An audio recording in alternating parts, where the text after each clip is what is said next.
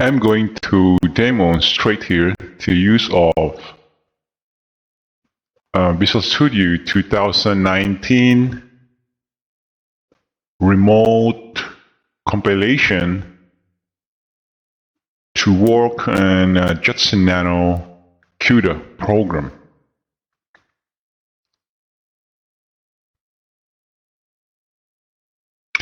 In my other video, I showed how remote compilation takes place. It uses the compiler of the remote target to do the compilation. And as an extension to that thought, I realized that the include paths and header files of the remote target is therefore accessible in my project that is set up in Visual Studio. So I pasted this snippet here where I included the CUDA runtime. And again, I don't have this header file here. This inclusion here is not pointed to my Windows paths because this is a Linux project, so everything here is to be in the remote target environment. So in the properties file here, we can add in the C++ include paths. So the user local CUDA include here, of course, is not present in my Windows machine. This is present in the remote target. After that, the linker path like user local CUDA targets R64 Linux lib is also only valid on the remote target. And then lastly, in the input here, I put the CUDA runtime library as a dependency. And because of this addition of header files and library paths, and in the addition of CUDA RT library, I can therefore paste this snippet of code here and make it work, make it compilable and debuggable in my Visual Studio IDE. Also, everything that's happening here is actually happening on the remote target. And by remote, I mean the ARM64 that is configured here. The IDE that we are seeing here is only a facade, a sort of curtain, but everything actually is happening remotely here, facilitated by the SSH connection through the settings here that we made in the options, cross-platform connection manager, and supplying it the IP address, username, and password. So let us try to build this. Right-click here and build. And you can see that it builds successfully. And in addition, I can also step debug this by typing start debugging. And now we are debugging the code. But you just have to be very careful on certain CUDA API calls not to break the debug session. So what you're going to do is to bypass all of this CUDA malloc, put a breakpoint here, and then press F5, so it will just sweep over all of those lines, and then your connection, your debug connection session will not be broken. And we can see the output here. This is the original matrix, the first element.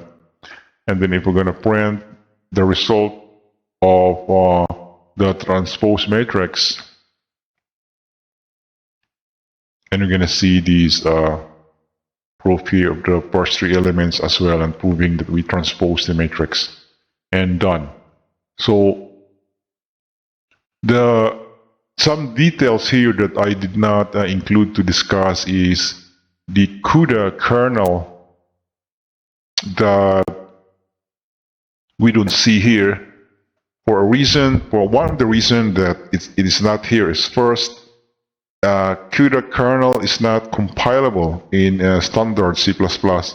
And if such constructs of extended C++ which is the only way to call a CUDA kernel, is present, then it will not compile here because this Visual Studio is a standard C++ compiler. The only way to build an extended syntax of C++ involving CUDA kernel calls is through the NVCC compiler in the NVIDIA. And the way that I was able to work around that is I added this helper.a here, static library, which is already a compiled binary from the Jetson Nano target, which I copied from there and put it here as a dependency of the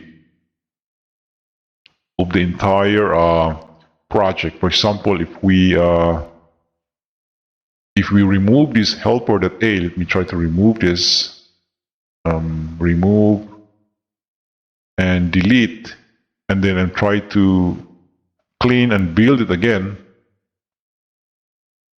build, and then we're gonna be seeing this do matrix transpose, this call here as undefined.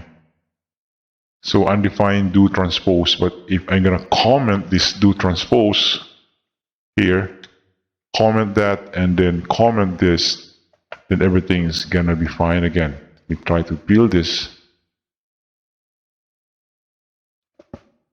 and then everything built fine. So the rationale here is the portion of the C++ code that invokes the CUDA kernel is isolated into that static library. So let me add that again here. So let me go to the command line here and again copy it back here. Okay. Let us see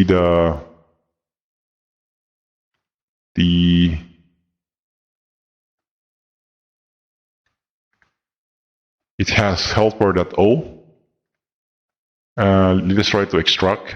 I'm just curious.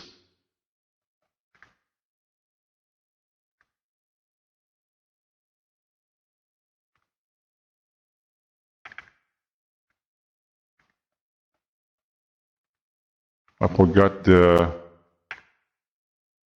Anyway, this helper.a here is a static library that's pre-compiled, containing the implementation of the do transpose, which is the non-standard C++. Let me add again the static library now. Add existing. And it will be part of the build link. So now that this added, I can enable again this extern function, which is the window into the static library. And then that is how we are able to invoke the CUDA kernel. So the benefit here, guys, is the extended C++ has been hidden from the source code. It got introduced into the source code via mechanism of static library and the extern function. And as such, that is how we're able to compile this snippet here, because it is now pure C++. Otherwise, we will not be able to compile it without the CUDA compiler. Let me build again this. And now we are able to do the build. So that is it, and thank you. Until next